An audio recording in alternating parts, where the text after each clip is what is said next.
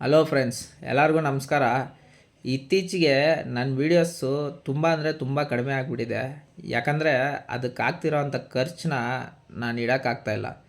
Last time ನಿಮ್ಮೆಲ್ಲರ ಹತ್ರ ಸಹಾಯ ಕೇಳಿ ಸಹಾಯನೂ ಮಾಡಿದರು. ಬಟ್ ಏನಂತಂದರೆ ನನಗೊಂದು ವೀಡಿಯೋಗಾಗೋ ಅಷ್ಟು ಖರ್ಚು ಯಾರೂ ಸಹಾಯ ಮಾಡಲಿಲ್ಲ. 1200 ರೂಪಾಯಿ 1300 ರೂಪಾಯಿ ಅಷ್ಟೇ ಆ ವಿಡಿಯೋ ನೋಡಿ ನನಗೆ ಸಹಾಯ ಮಾಡಿದರು. ಯಾಕಂದರೆ ಅವ್ರವ್ರ ಪರಿಸ್ಥಿತಿನೂ ನನಗೆ ಅರ್ಥ ಆಗುತ್ತೆ.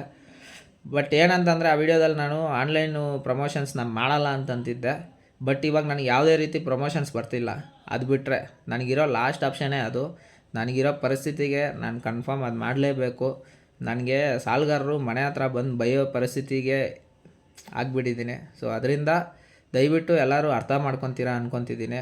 ಇನ್ನೊಂದು, ನಾನು ಅದು ಪ್ರಮೋಷನ್ ಮಾಡಿದ್ರೆ ಆ ಆ್ಯಡ್ ಏನಿದೆಯೋ ಅದನ್ನು ಸ್ಕಿಪ್ ಮಾಡಿಬಿಟ್ಟು ನೋಡಿ.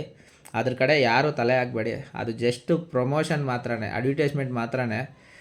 ನನ್ನ ಪರಿಸ್ಥಿತಿಗೋಸ್ಕರ ನಾನು ಮಾಡ್ತಾಯಿದ್ದೀನಿ, ಪರ್ಮನೆಂಟಾಗಿ ಮಾಡಲ್ಲ ನಾನು. ಅದು ಒಂದು ಟೈಮಲ್ಲಿ ನನಗೆ ಎಲ್ಲ ನಾನು ಸ್ವಲ್ಪ ಸುಧಾರಿಸ್ಕೊಂಡೆ ಅಂದರೆ ನಾನು ಅದನ್ನು ನಿಲ್ಲಿಸ್ಬಿಡ್ತೀನಿ.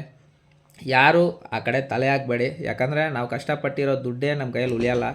ಅದು ಬರೋದು ಬಿಡಿ, ಬರೋದೇ ಇಲ್ಲ ಅದು ಕನ್ಫರ್ಮ್. ಯಾಕಂದರೆ ನನಗೆ ಅನುಭವ ಇದೆ. ಅದರಿಂದ ಬರೋದೇ ಇಲ್ಲ ಕನ್ಫರ್ಮ್. ನಮ್ಮ ದುಡ್ಡು ಲಾಸ್ ಆಗೇ ಆಗುತ್ತೆ. ಸೊ ದಯವಿಟ್ಟು ಅದನ್ನ ಯಾರೂ ಆಡೋಕ್ಕೆ ಹೋಗಬೇಡಿ. ಮತ್ತೊಮ್ಮೆ ಇನ್ನೊಂದು ಸಲ ನಿಮ್ಮೆಲ್ಲರ ಹತ್ರ ಕ್ಷಮೆ ಕೇಳ್ತಾ ಇದ್ದೀನಿ. So thank you so